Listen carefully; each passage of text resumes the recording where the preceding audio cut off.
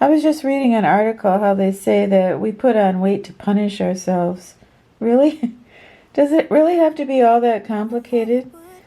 Maybe we just like pizza. I grew up without a scar, just living my life with no big worries. And I've always known what I want, just didn't know what came along. Finding myself a much less happy. Back in the days I used to dream about one day a life so amazing, not everyone judging me. Don't wanna care about them, though it hurts so bad. I wanna stay wide open, 'cause if I shut down, it just gives them right. I wanna stay wide open. Ooh, ooh, ooh, ooh. Ooh, ooh, ooh, ooh. I wanna stay. Hey everybody, I'm so happy to see you today. Thank you so much for coming back and seeing me and Desi. I hope you had a good week. And today I want to talk about weight. I want to talk about weight and women and all the challenges that we face when we're over 60 and we're trying to get in shape or we're trying to keep our figure. I want to take kind of a deep dive into the things that face us every single day. I want to share with you what I eat and why I eat it. I want to share with you a few fiber supplements that I take. But most of all, I want to talk about the correlation between a woman's self-esteem and her happiness and her body image and her weight. And I'm hoping by the end of the video, you can relate to some of the things that I'm talking about and maybe share in the comments some of the things that you have learned on your journey when it comes to weight. You might say, well, why are you qualified to talk about this? And I get that. I'm not a nutritionist. I'm not a doctor. But I am a woman over 65 who is dealing with these issues of keeping in shape, being healthy, and keeping my weight down. And I also was raised by a beautiful woman that spent the majority of her life 135 pounds overweight. So I have a unique window in what her life was like, the pain that she went through, the challenges that she faced, and what she wanted for me and what she warned me about.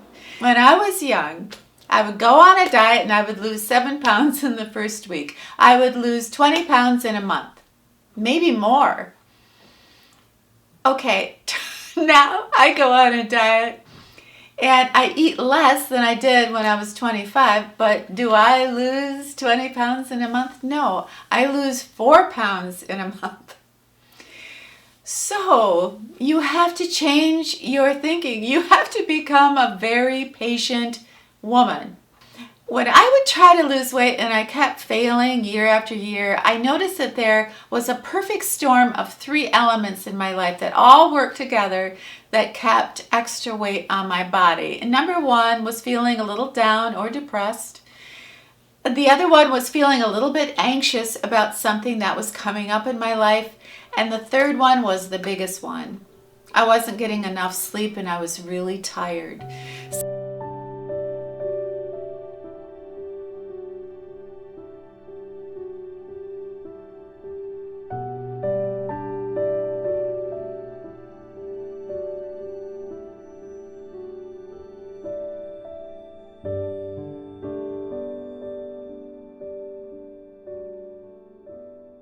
If you were raised in the 60s like I was, perhaps you came to the same conclusion as a little girl, that a woman's value was in her beauty, her face, and in her body. I rarely heard about brains and going to college and become, it was all the Miss America pageant and being beautiful. And I remember even as a young little girl feeling like I'm never going to be pretty like those ladies in the pageants. I'm never going to have a figure like that. And already by 8 years old, I was reading diet books. The average American woman is 5'4", weighs right around 166 pounds, and wears a size 16 dress. But you'd never know it, right? Because what we see is the size 2, the Hollywood size 2 or 0. We open up the fashion magazines and the models are, 100 pounds maybe? So there is this huge disconnect of the images that are projected to us as being perfect and beautiful and the reality on the ground of the lives that women lead and the size that they are. There was a large study done and they asked women of all ages one question, and that question was, are you happy with your body? And 96% of the women said, no, I'm not happy with my body. I'm not happy with how I look, and it's my fault. Oh my. Well, look at you. If I could go back and tell you one thing, I'm not sure what it would be. So many things you have to learn on your own. I don't know. Maybe I'd clue you in that Milli Vanilli weren't really singing. I wanted to share with you today what I eat. And I have made a couple videos before about what I eat, and I will link them below. But basically, I don't think it's so much what I eat, but it's when I eat. But in the morning, I will have my coffee and some crackers or some melon. I love melon in the morning, so that is how I start my day. At lunchtime, I usually will have either chicken salad or tuna salad with a hard-boiled egg and a yogurt, and just call it good. And I'm drinking lots of water all day long. And then at night, I have to have 3 things on my plate at night. I am so corny, but I have to have a protein like chicken or fish. And then I love broccoli with cheese melted on top. And then I love melon or a yogurt or something like that at night. But I really treat myself to my favorite foods at dinner time. And then I exercise, but I don't eat 8 hours before I go to bed. So that's basically it. It doesn't really change a lot.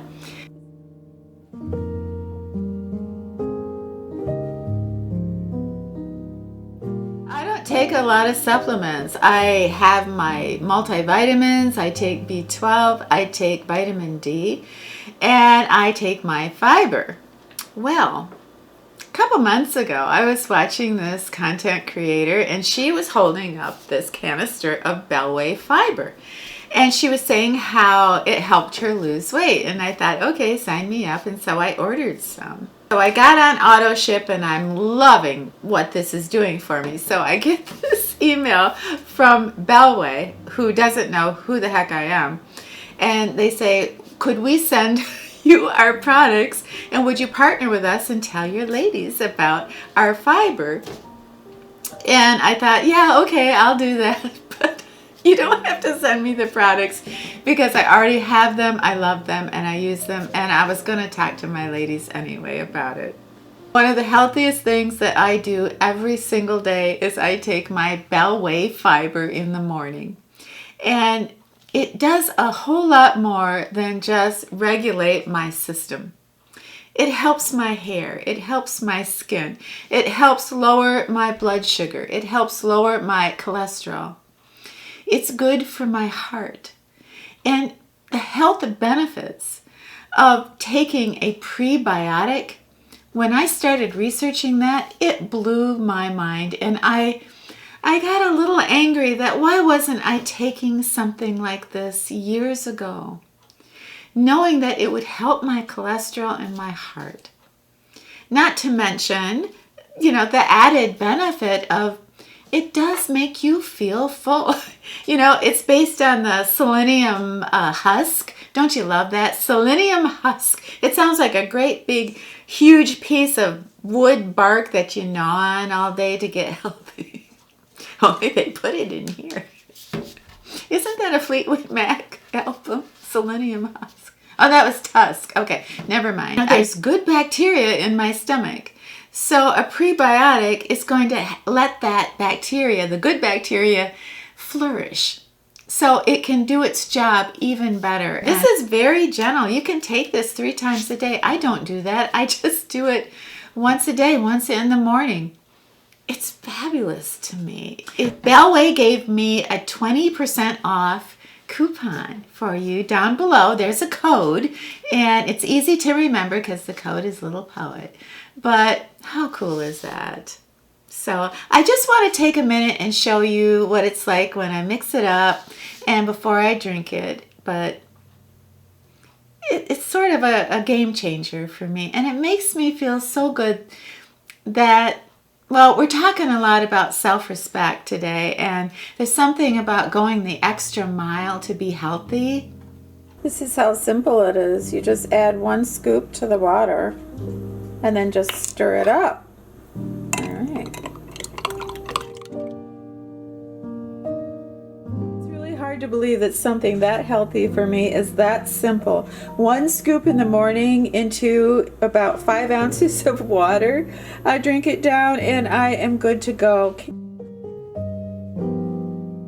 If you order it, please let me know what you think of it and if it helps you like it has helped me. And thank you, Bellway, for making this product, and thank you for reaching out to me. That makes my channel happy. That's silly. It's only me who really knows my life, who knows what I've been through, where I've been. So I've stopped asking strangers for directions to places they've never been. What I want to do right now is I want to share with you the tools that I used to drop 12 pounds this year. And I have another 12 pounds to go. And I want to just share with you some of the thinking that's going into how I'm eating and how I'm dieting and how I am getting in shape, because dieting is slow going. Losing weight is slow going. What isn't slow going is working out. I have taken 4.5 inches off the middle of my body in the last 6 weeks. And that makes me feel pretty powerful, like I'm actually in control. One tool that I had that I learned early on, something my mother taught me, is change the way you think about food. Food is not a date. Food is not a sport. Food and eating is not fun. And I would say, but Mom, it is fun. No, you keep telling yourself eating is not fun. And you keep telling yourself that until you believe it. Because the aftermath of eating too much food and becoming a size where your body aches at night from carrying around the extra weight, food is not fun. And I want you to get that through your head. Food is not fun. So now that it's been so difficult with a very sluggish metabolism for me to lose weight, I do remember those words, and I do say that to myself. Food is not a date. Food is not love. Food is not fun. Food is to nourish me. Food is to make my brain work, to make my feet work, to give me energy. Food is not a recreation. It's not a hobby. Food is not fun.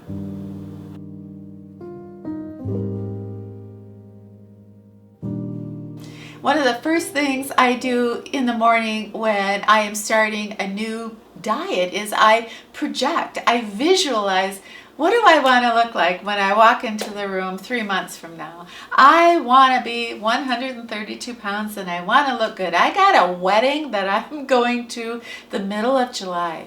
And I want to walk in and I want to look nice. And that helps motivate me. That gives me this goal, and I can visualize. I'm visualizing my outfit. I'm visualizing my waist. I mean, it's corny as heck, but it helps me. It helps me to project. This is how I want to be. And That's my goal. That's where this road I'm on is going to lead to. So I need to make this road work, and darn it, I am. So that helps me so much to just project and to visualize what I want my body to look like when I'm done. Hey, Desi, you having fun today? Are you looking for Daisy? Are you looking for your girlfriend? She's not here. Well, she might be here.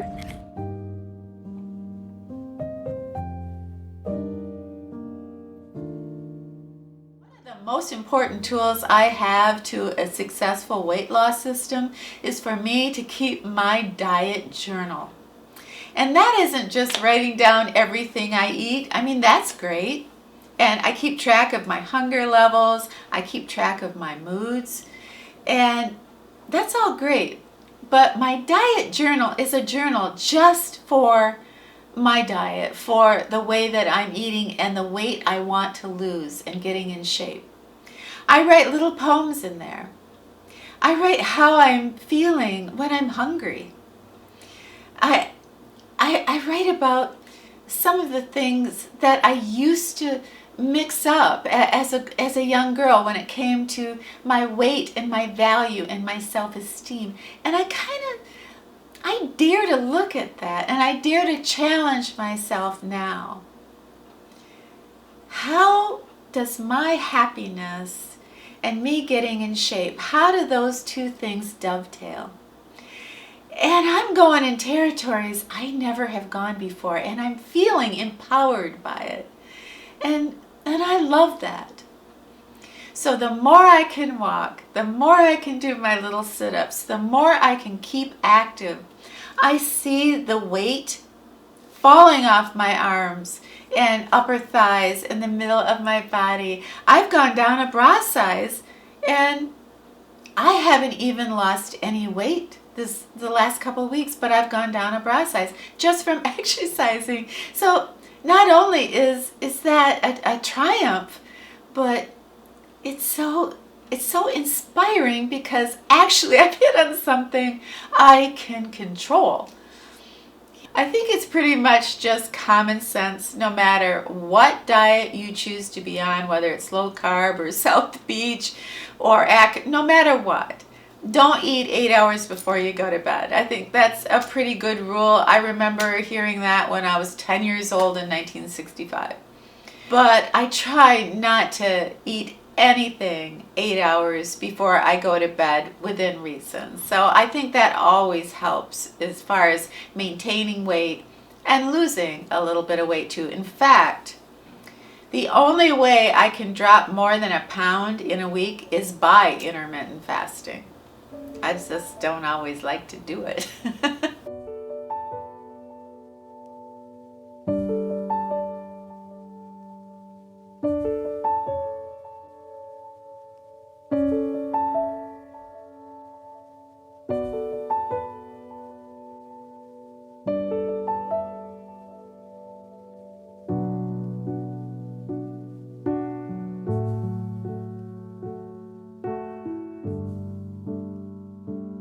I have had a whole lifetime of worrying about my weight, of worrying how I look in my clothes, of wondering, do I measure up? And the one beautiful thing about getting in shape in your 60s is I feel a freedom from that. What I care about is my health. Do I look healthy?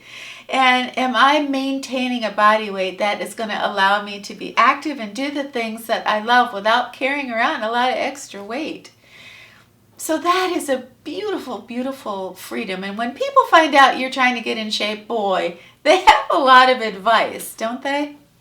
And they speak a lot in platitudes. My favorite one is, you have to practice self-love. You have to love yourself, you know? And I mean, at first, the first couple years I was hearing this, I thought, yeah, you're right. I have to practice self-love. And then I just came up against like a brick wall. What does that mean? Self-love? Does that mean like I sweet talk myself, I take myself out on a date, buy myself roses? I mean, what is self-love? How come nobody gets specific with that? So I'm still trying to figure out what self-love is, and then the dreaded like self-care. I don't like that phrase either. Remember me time? That was really popular in the 90s. I want some me time so I can self-care, so I can okay. So I'm kind of over all that. The only thing that I can figure out that self-love is, for me, it all starts with self-respect. I imagine sometimes when I'm feeling really down and defeated that I'm another person walking through the door. And what would I say to that woman? I'd put my arms around her and I'd hug her and I'd say, it's gonna get better, you're doing great. Just keep on the road that you're on and you're doing great. You're going to get to your goal. You're beautiful. Well, that's what I would say to a stranger that looked like me and who felt like me and who was me. How often do I say those things to myself? Never. Never. So maybe that's self-love. Giving yourself the love and respect that you would give a stranger, that you would give a woman in need. You give that to yourself. But I do believe that it all starts with respect. Would you say to a woman that was 50 pounds overweight, oh, that's gross. Wow, you are bloated. You look horrible. Oh my goodness. What's wrong with you? Don't you care about yourself? Don't you care about your appearance? Those are all things that I've said to myself in the mirror. How could you? How could you have let yourself go like this? It's cruel. And it's abuse. The things that I would say to myself every day, when I'd get up in the morning, I'd be so frustrated that I hadn't lost any weight. And the things I would say to myself were abusive. Not cruel, not mean. I mean, they were all that, but they crossed the line into being abusive. So instead of self-love, I was practicing self-abuse. What? That's not me. But when it came to my weight, it became me. And I know I've heard from a lot of you who say, it's you too. You've even thrown things at the mirror. So that is where self-love begins with me. Self-respect. I am never going to say anything to myself that I wouldn't say to that beautiful woman walking through the door that I never met in my life, but she's in tears. And I would never abuse another human being, and I'm not going to abuse me. And I swear, when you finally let up on yourself, when you give yourself a break, when you encourage yourself, when you start seeing yourself through other people's eyes that love you, maybe that's self-love. I don't know. But when I'm writing in my little diet journal, I always say something nice to myself. And that has made all the difference.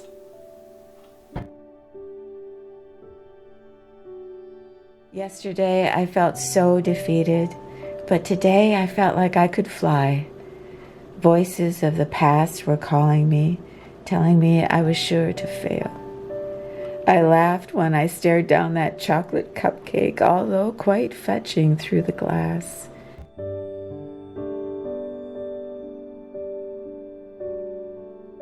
Hey everybody, thank you so much for hanging out with us today. I loved every second of it, and Desi did too. And I hope you liked the video. It really was kind of emotional for me to do it, and it felt really good. So if you get a second, do you have anything about your relationship with food or weight that you might want to share with us? If so, just drop a comment down below. But please have yourself a wonderful brand new week. And when you're done with your week, come back and see me and Desi, okay? All right. It's a deal. We'll be here.